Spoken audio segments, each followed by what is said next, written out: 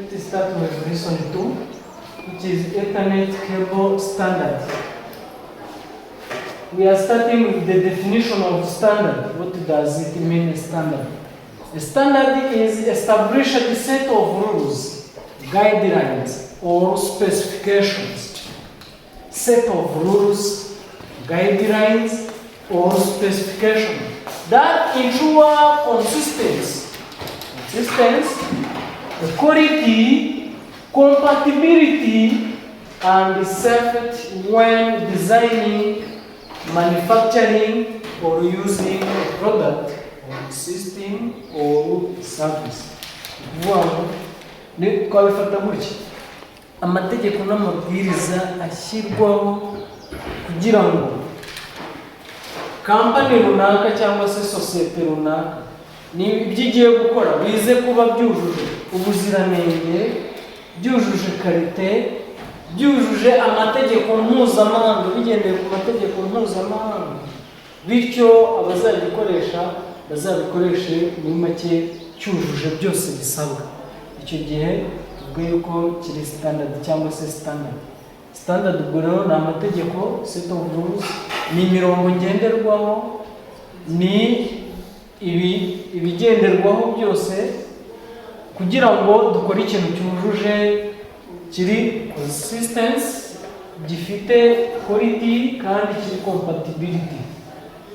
In a computer networking, tuje muri terms za networking, a standard is a set of agreed upon technical specifications that define how network devices and communication systems operate so they can communicate correctly with one another. This standard provides a guidelines to a manufacturer. Banyiri uruganda runaka bakora iyo device, vendors, abantu bashobora kuzigura bakazigurisha, government agents, and other service providers in guaranteeing national and international interoperability of data and telecommunication technology and process. Vuga imirongo ngenderwaho, urabona hari inganda zikora izi devices zigiye zitandukanye. Uruganda rukora Microsoft chip cyangwa se chips runaka, ishobora kuba ari RAM, ishobora kuba ari CPU, hakaba n'urundi ruganda rukora mouse, urundi rugakora keyboard. Ibyo bikoresho bigiye bitandukanye bigomba kuba bifite standard cyangwa se hari ibyo bigomba kuba byujuje kugira ngo bibashe kuba byakora system imwe. Uruganda rwakoze chip runaka, niba ari RAM, urundi rugakora motherboard, urundi rugakora screen, niba ajya kubihuza bizaba byujuje icyo twakwita ubuziranenge, noneho bikore system imwe. Ibyo nibyo turimo kuvuga hano. Dufite iyo twita IEEE standard. IEEE standard. The IEEE stands for Institute of Electrical and Electronic Engineers. I, it is institute. First E, it is electrical. Second E, it is electronic, and E, it is engineers. Those are a company. It is a global non-profit organization. Ni ikigo mpuzamahanga kitagendeye ku nyungu cyangwa se kitareba inyungu, focuses heavily on electrical engineering, computer science, electronics, and information technology. Cyane cyane iki kigo kibanda kuri izi engineering za electrical, izi computers, ibi bikoresho byose bikoresha electronic n'ibindi byose bikoresha muri information technology. Key aspects of IEEE include global reach. Iki kigo gifite abamembers bagera ku bihumbi hafi bararenga 480 kugera mu bihugu 160. urumva ko ni ikigo kiri international. Standard development ese kigihuriye hehe na standard turiho yacu. IEE is responsible for developing widely used industrial standards such as IEE 802 protocols for Wi-Fi and Ethernet. Murabona ko twatangiye turimo kuvuga Ethernet cable standards, none tugeze hano dusanze hari protocol. Mu kuvuga iki kigo nicyo gishinzwe kudevelopinga za standard, nicyo gishinzwe gutanga ya mirongo ngenderwaho ku zindi nganda zishobora guproduce ibicuruzwa runaka. Noneho izo nganda zikagendera kuri ayo ma standard yatanzwe n'iki kigo, noneho ubundi rero bagaproducinga product runaka. Izo product twe turi kuvuga ni izi electronic devices twe turimo kuvuga.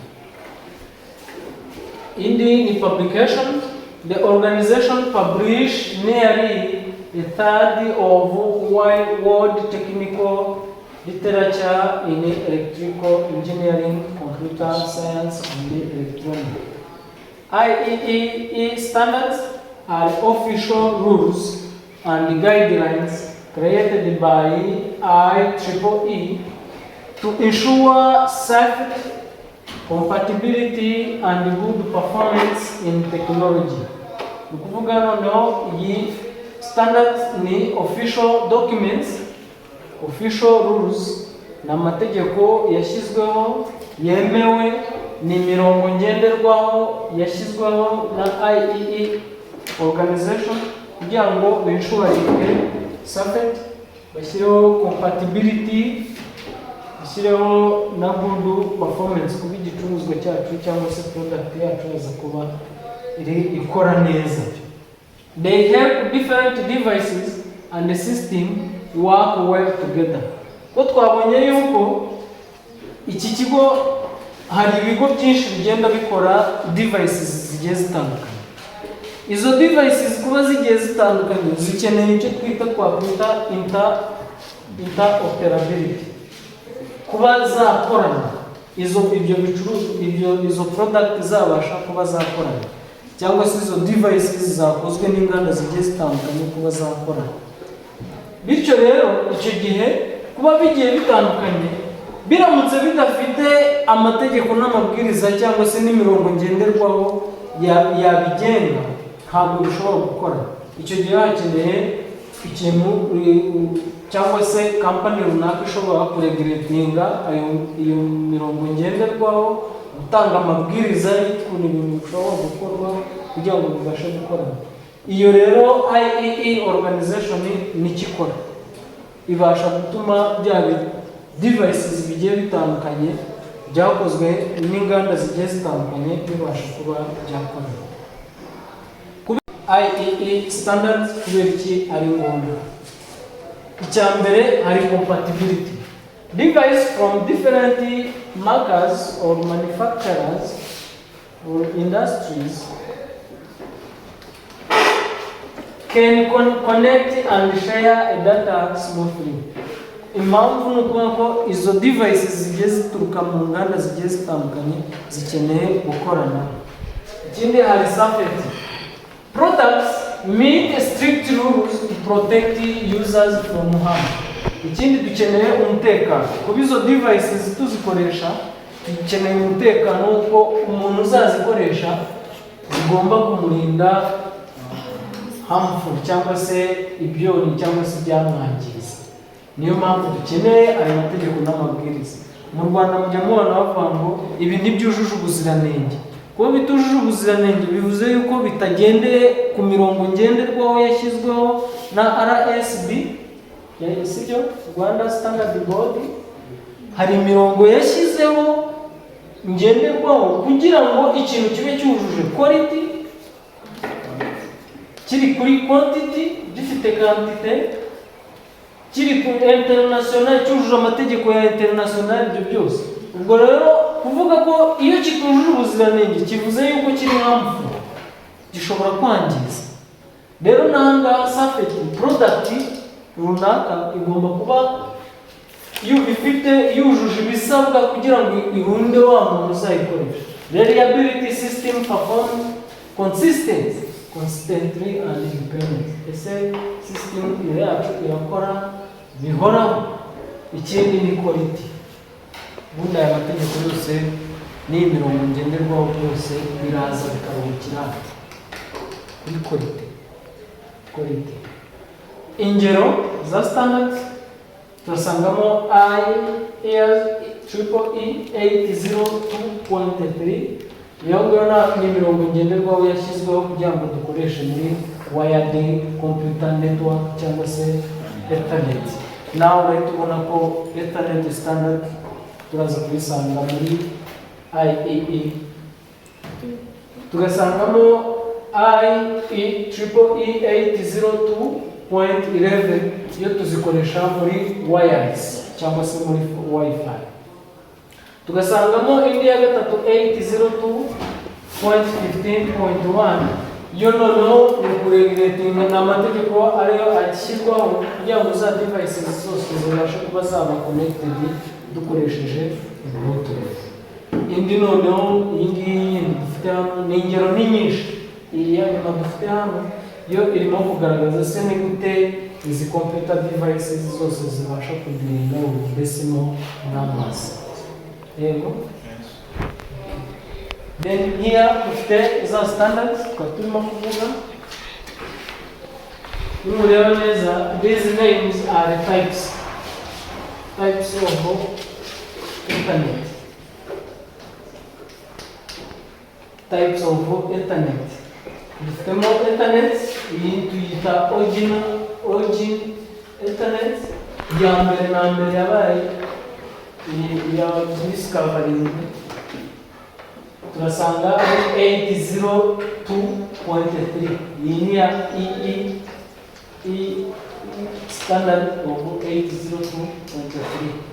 Ifite ubushobozi bwo gutransmitinga data ku kigero cya 10 megabyte per second. Bishobora kohereza 10 megabyte per second. Hakaba media data transmission medium dushobora kubonamo iyo twita 10 base T. Iyi 10 ishatse kuvuga speed, umuvuduko ushobora gukorera. Iyi base ikavuga uburyo ki baseband icano ishobora kohereza ikintu kimwe single. Turaza kubibona nitugera kuri times. Naho iyi T ikavuga ko ari ubwoko bwa media ariko twita twisted pair cable. Ikaba ifite ubushobozi bwo gutransmitinga data muri metero byibuze 100. Vuga device iri muri metero 100 ishobora kwakira umuco. Izi ni advantages zayo. Ubundi bwoko bwa Ethernet ni fast Ethernet cyangwa se twakwita 100 base T. Nayo iri kuri standard ya IEEE ariko version of U3U. Yego. Ikaba ifite ubushobozi bwo gutransmitinga data ku kigero cya 100 megabyte per second. Ku isegonda ashobora kugenda megabyte igihumbi ijana. Tugasangamo ubwoko bw'umuga media type ni 100 base TX. Iyi ni version ya transmission ya twisted pair TX. Naho 100 base EF isobanuye fiber optic. Ego. Iyo hejuru ya TX ikaba ifite ubushobozi bwo kuba yakavaringa 100 meters mu gihe indi yo ya fiber optic iri 2000 metero. 2000 bishatse kuvuga ko ari kilometero ebyiri. Byose. Indi standards ubwoko bwa gigabyte internet dukoresha standard ya 80 IEEE 802.3Z niyo standard yayo. ikaba ifite ubushobozi bwo transmittinga data ku kigero cya 1000 megabyte per second. Ubwo ni 1 gigabyte per second. Sibyo? Tugasangamo amoko atatu media type.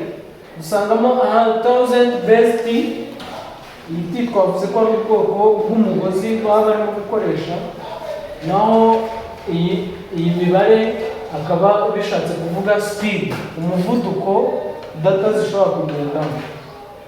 Iyindi ni SX LX. Iyi ikaba ifite ubushobozi bwo gutransmittinga muri metero 100, indi ikaba iri hagati ya 275 na 550, iya nyuma akaba ari 550 kugeza muri metero 5000 kuyakora kuri 5 kilometero 5. Urumva ko iri hejuru cyane. Tukagira n'indi bita ya gatatu ya kane, ariyo twita 10 gigabit internet. Yo ikoresha standard ya 802.3AE. 3AE ifite ubushobozi bwo gutransmittinga data ku kigero cy'10, 10 gigabyte per second, gigabyte 10 ku isegonda. Urumva ukuntu ari nini cyane. Hano tukaba dufite media zigera muri enye zishobora kurenga, nazo zigiye zifite distance zishobora gukavaringa. Nitugera aho ngaha twari turi muri internet cable standard. Ubwo ni muri wired network. Sibyo? Kandi dufite na wireless network. Wireless network nayo igomba kuba ifite standard ikoresha. Sibyo se? Nibyo biri hano.